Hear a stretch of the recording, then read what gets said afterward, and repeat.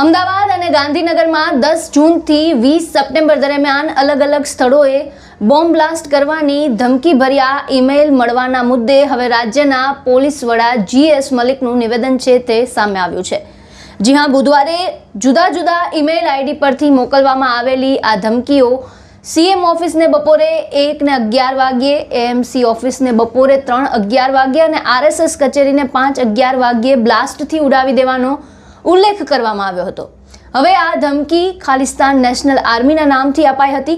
જો કે તપાસ પૂર્ણ થતાં કોઈ પણ પ્રકારની શંકાસ્પદ વસ્તુ છે તે નહોતી મળી। ત્યારે આ ધમકીભર્યા મેઇલ બાબતે રાજ્યના પોલીસ વડા GS મલિકનું નિવેદન પણ સામે આવ્યું છે, જેમાં તેમણે જણાવ્યું કે આ મેઇલ બાબતે ખાસ ચકાસણી કરાઈ છે। પ્રાથમિક અમદાવાદ ક્રાઇમ બ્રાન્ચ પ્રાથમિક તપાસ છે તે અમદાવાદ ક્રાઇમ બ્રાન્ચ અને સાયબર ક્રાઇમને સોંપાઈ છે। સાથે સાથે તેમણે કહ્યું કે આવા લોકોને હાઇલાઇટ કરવાથી લોકો માનસિક પરેશાન થાય છે। આમાં કંઈ નીકળ્યું નથી અને મીડિયાએ પણ આવા સમાચાર ના લેવા જોઈએ। શું કહ્યું છે પોલીસ વડા GS મલિકે, સાંભળો।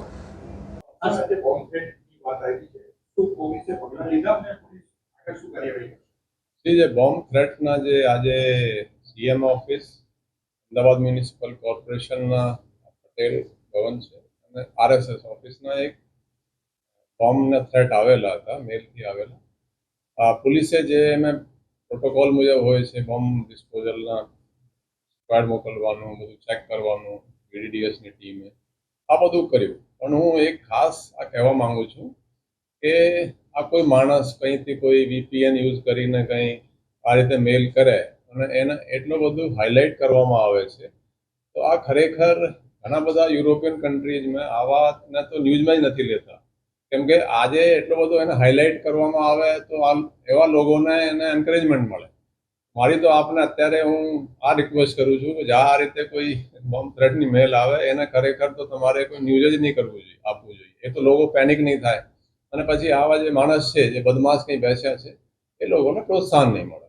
પછી આમે કંઈ નીકળ્યું નથી, બધું ક્લિયર છે, ચેક કરી લીધું। અને તમે જુઓ જેટલા પણ થ્રેટ આવે છે મીડિયામાં હાઇલાઇટ થાય, લોકો પેનિક થાય અને કંઈ મળતું નથી, લોકોને હેરાનગતિ થાય। અને પહેલું માણસ જે કંઈ બેસ્યો છે એમાં પણ VPN યુઝ થયા છે અને US થી આ રૂટ થયા છે, એ બધી માહિતી છે। પણ હું રિક્વેસ્ટ કરું છું મીડિયાને કે આપ ભવિષ્યમાં બહુ હાઇલાઇટ નહીં કરવું।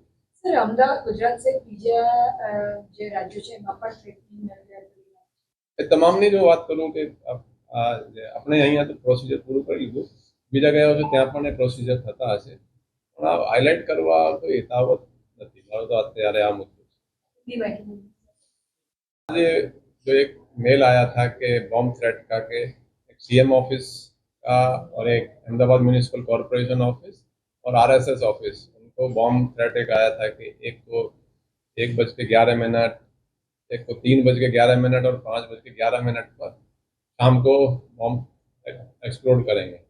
तो हमने पूरी जो कि बॉम्ब डिस्पोजल स्क्वाड वगैरह है सबकी BDDS की टीम भेज के और जो भी प्रोटोकॉल के हिसाब से है सभी चेक कर लिया, बिल्कुल कुछ नहीं निकला है। पहले भी काफ़ी ऐसी थ्रेट्स आती रही हैं, तो कुछ अभी निकला नहीं है। मेरी एक रिक्वेस्ट है सभी मीडिया से भी कि जब ऐसी कोई आती है कोई मेल, एक तो VPN से रूट होता है, तो लेकिन उसको इतना हाईलाइट कर देते हैं कि वो कहीं बैठा हुआ खुश हो रहा होता है कि देखिए मैंने जो है सबको ऐसा परेशान किया है। तो एक्चुअली तो काफ़ी यूरोपियन कंट्रीज में और वर्ल्ड में आप देखेंगे तो ऐसी जो मेल्स का है उसको हाईलाइट भी नहीं करते, ताकि ऐसे लोगों को जो ऐसा न्यूसेंस फैला रहे हैं उनको एनकरेजमेंट ना मिले। मेरी जस्ट 3 ही दिन हुए यहाँ पे एज DG, मेरी भी रिक्वेस्ट यही रहेगी कि बहुत इसको हाईलाइट मीडिया को नहीं करना। બોમ્બ બ્લાસ્ટની ધમકી મળ્યા ઈમેલને લઈને આપનું શું માનવું છે? GS મલિક દ્વારા જે નિવેદન આપવામાં આવ્યું છે તેને લઈને આપના શું વિચાર છે? આપ અમને કમેન્ટ બોક્સમાં જણાવી શકો છો અને સાથે સાથે તમામ ન્યૂઝ અપડેટ માટે અમારી સાથે જોડાયેલા રહો।